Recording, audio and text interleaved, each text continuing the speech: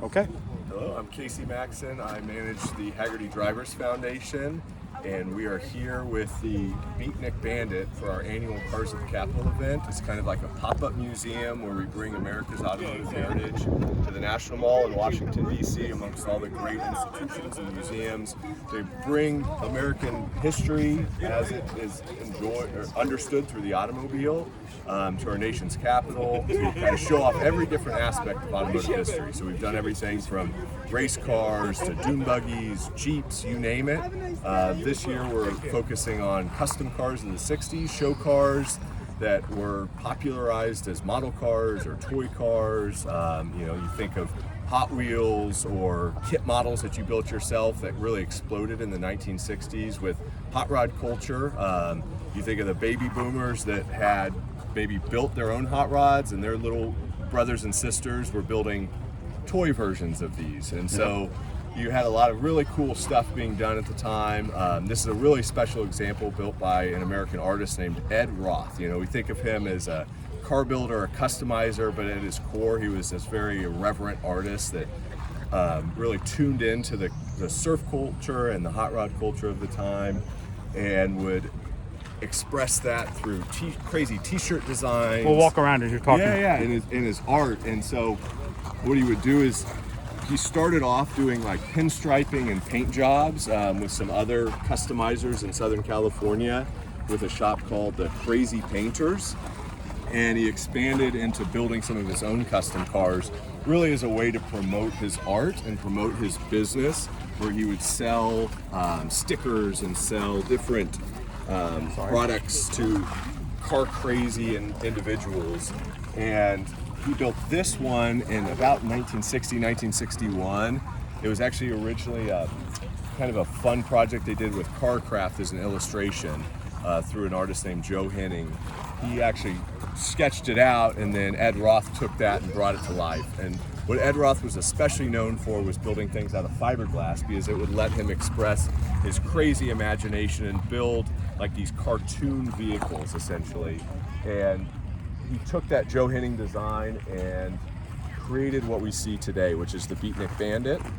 Unveiled it in 1961, and he also tuned into that kind of space age look and incorporated the bubble top, which you saw in the late 50s being done by the major OEMs. Ed Roth and some of the other customizers started bringing it to the custom car world, and you saw a lot of that in the early 60s, a lot of these UFO-looking bubble tops. That's what I've seen some on display in Warren when I was working for General Motors for a while. So yeah, absolutely. Very cool. Daryl Starbird was one of the famous customizers that became known as the bubble top guy. But this was one of the early famous bubble top cars. And what year was this created was or designed? 60, and then released in 61. He built it, him and Dirty Doug Kinney, who was always covered in fiberglass dust from, sanding on Ed Roth creations. The two of them built this like in a one-car garage shack, very rudimentarily. If you look closely, you can see all the weave from the fiberglass. It was an art piece more than an actual automobile. Right. And supposedly he drove it once. The plate says Roth 2. Yeah. Is there a reason it's a 2? I think the reason Are there two versions of it? No. No, there are. There's actually a Beatnik Bandit 2, but I believe the Roth 2, and I might be wrong on this, but I think the reason why it's a Roth 2 is because in the 70s this was acquired by Bill Harrah of the Harrah Automobile Collection, Harrah Casinos, and he acquired 2 Roth cars. He had the Outlaw, which is the famous T-bucket, and then this. And so I'm guessing right now that the Outlaw was Roth 1 and this was Roth 2. Because he built the Outlaw first, and then he built the Beatnik Bandit. The Outlaw was really his breakthrough custom car. And what set him on the map is when he built the Outlaw, he started working with the model kit companies, and he sold the rights to the design, and they made these amazing model kits of the Outlaw. And he got a That's what we were just talking about, putting those kits together and how everything sticks to your hands. And exactly. And that became, model building in the 60s became such a major phenomenon for young adults to build those. And older adults, and so many people can trace their passion in automobiles to those kit cars. Right. And so this became Yeah, that's what we're here with some journalists today that were just talking about that as we pulled up. So, yep. So this is anything really to cool. point out on the design of it or anything? I mean, of course, the bubble top, but Yep. a neat feature is you'll notice there isn't a steering wheel. Right. There aren't There's any that. pedals. There's Okay. just a joystick.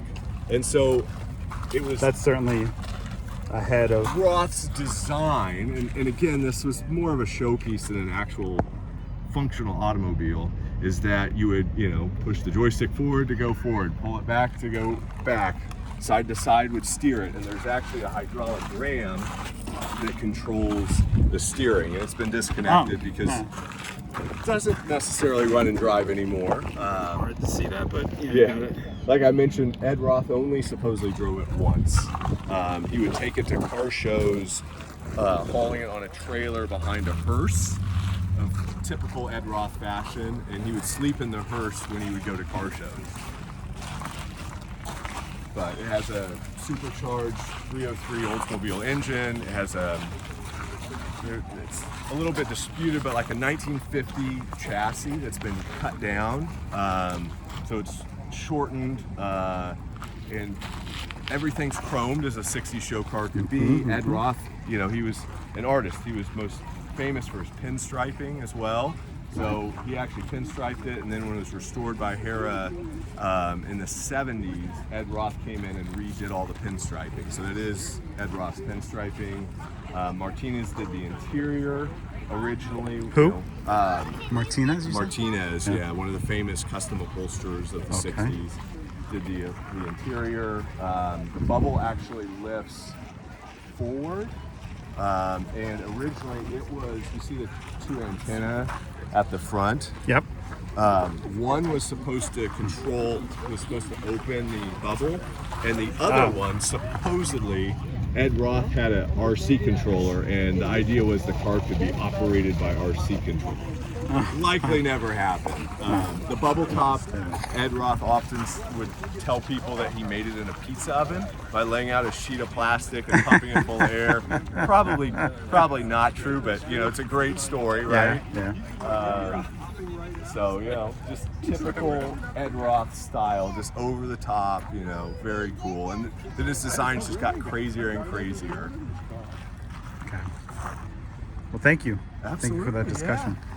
And again, the event going on, what are the dates? This is Cars of the Capitol. It runs from September 19th through the 24th. Yep. Tomorrow we'll switch out this car for the Dodge Diora, which was built in the mid-1960s by the Alexander brothers in Detroit. So it looks like a Southern California kind of surf wagon, but it was actually built in Detroit, which also resulted in a model kit car and became a famous Hot Wheels car when Hot Wheels was released. I recognize it right away from the this one as well. So there were email. 16 Hot Wheels cars that came out in 1968, and a few of them were based on real cars. The Beatnik Bandit, the Dodge Diora, and then tomorrow we'll also have a special car on display that will be parked behind the glass box, which was called the King T, built by Don Tugnotti and Gene Winfield, and the Hot Wheels version was known as the Hot Heat. Hot Heat. So we'll have 3 of the original cars that Hot Wheels were based on when they were released in 1968. Great. Well, come to National Mall if you can. See that on Sunday the 22nd. Yep. All right. Thank you. Absolutely. Thank you.